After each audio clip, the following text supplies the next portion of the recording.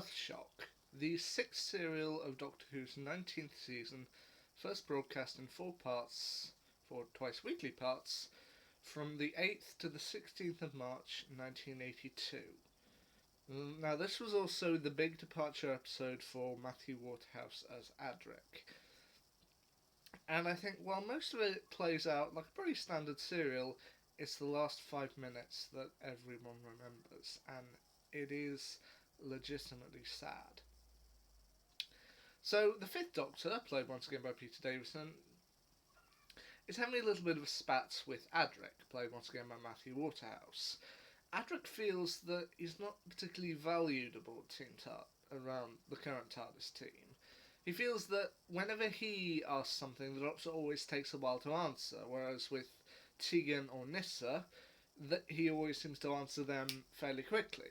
So he's considering possibly returning back to his home planet in E-space, although the Doctor maintains that that isn't possible. He can't return to E-space, no matter how hard he tries.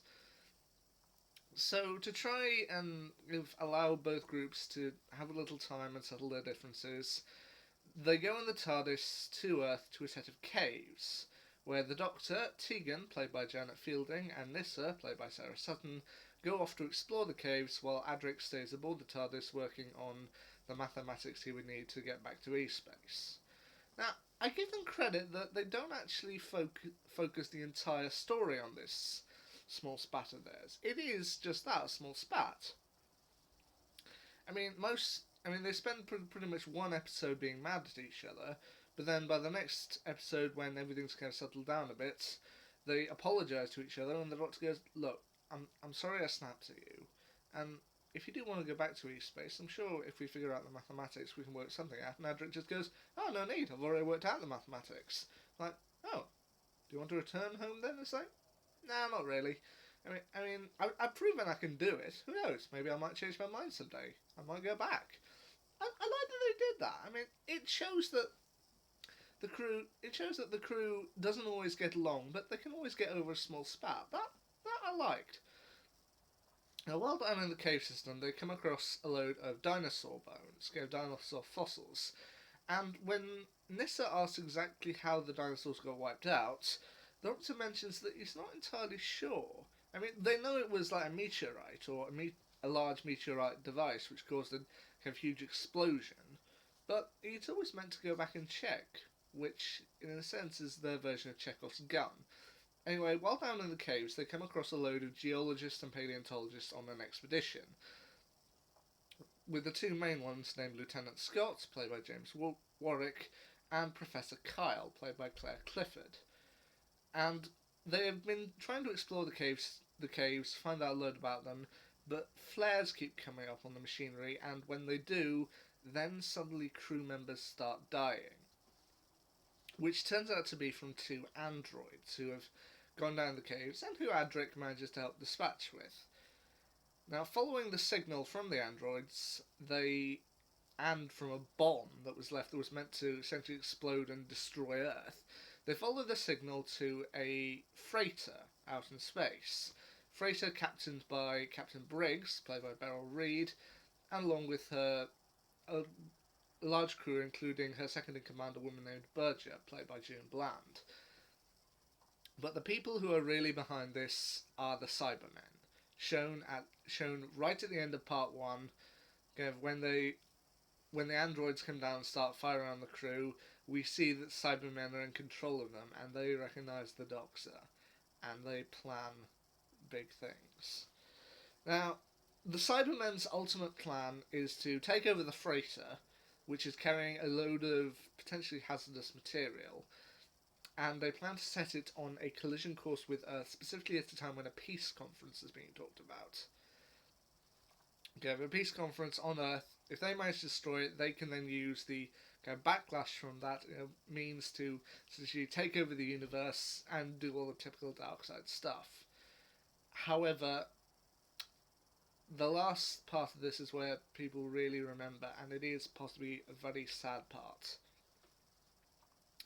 The Cybermen set their plan into motion and plan to collide the ship into Earth, destroying it and causing all the problems. But Adric stays behind with a few members of the crew, including Lieutenants Scott and Captain Briggs, in an attempt to use his mathematical skill to overpower some of the Cybermen technology, some of the locks they put on. And eventually, he does manage to break enough of the locks to, one, render the explosion wouldn't be quite so bad, and two, he manages to transport the ship back 16 million years, at a time when dinosaurs ruled the Earth. So essentially, this is Chekhov's gun coming into play. And the Cybermen are like, well, perfect. I mean, if Earth is destroyed in the far distant past, there'll be no Earth in the future, and our plans can go ahead. But then when they find out that the explosion isn't going to be as big, it'll cause a massive explosion, wipe out the dinosaurs, but the Earth will live on. They're obviously not pleased, but the Doctor does manage to overpower them using a possession of Adric's, a gold star for mathematical excellence, because, as we know, gold is toxic to Cybermen. But as I said, it's the last 5 minutes that really make this one very sad to watch. Because Adric is aboard the freighter, they manage to do this, transport it back 16 million years, they manage to make the explosion a little less big, but everyone is kind of calling to evacuate, get into the escape pods and leave. But just before everyone does, Adric ducks back into the control room going, no, I can use my mathematics, I can break the final lock. Which this information is eventually relayed to the Doctor, Nyssa and Tegan, and a lone Cyberman manages to damage the controls of the freighter, and also another Cyberman manages to damage controls inside the TARDIS. And Adric was so close to finally completing that last mathematical formula needed to shut down the final lock, but without the machinery, he can't do it. And as a result of which, the freighter continues on its path and crashes into the Earth, killing Adric.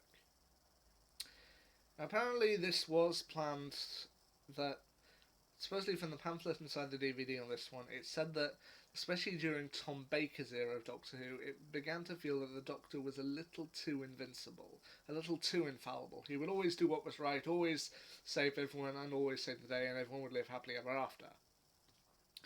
But with Peter Davison's Doctor, they wanted to demonstrate that the Doctor could make mistakes. He could fail. And ultimately that's what happens here. And they actually do the ending of it very well. I mean, they show Adric's death, and the explosion happens. We see the character sad, but then there's no actually ending credits music. I mean, usually, with the other three parts, they did it to the closing music, da-na-na, da-na-na, but with the final parts, they don't. They just show a quiet image of Adric's badge broken on the floor, and the credits playing over it. And honestly, it's perfectly done, because similar to one of the best Buffy episodes and also one of the saddest Buffy episodes, The Body, there's no music to kind of tell you how to feel. Usually when the music comes at the end, you feel a sense of triumph or a sense of adventure. But here, you're just left with the impression that we just saw a main character die. And you're left alone with your thoughts on that matter. So, I think once I got Black Orchid, the Doctor Who episode, I knew at some point I would have to go and view Earthshock. But even though I knew Adric's death was coming in this one, I knew what would happen. Still, when that moment of silence just came at the end, I was like, whoa. This would have been more suspenseful and more shocking back when it was first aired in 1982, but watching it back here in 2020, it's still very, very difficult to watch. And for those of you who say, oh come on, it's just a made-up character in a TV show, you have no soul. If you never cried at a character dying or a character leaving a TV show, I'm sorry, you have no soul. Because while we have gone through sad stuff in New Who, with the likes of Rose being trapped on the parallel Earth, Donna forgetting the Doctor, Clara's death, Amy and Rory's death, this was one of the original, and they haven't actually killed a companion since the 1960s with Katarina. So this still sat for a while, and you're just left with the impression, wow. So there you go, there's my quick review of Earthshock. Very sad. And while I think that most of the episode is okay, that last 5 minutes is what pushes it over the edge. What will my next classic story be? At this point, I don't know. Anyway, till next time, see ya.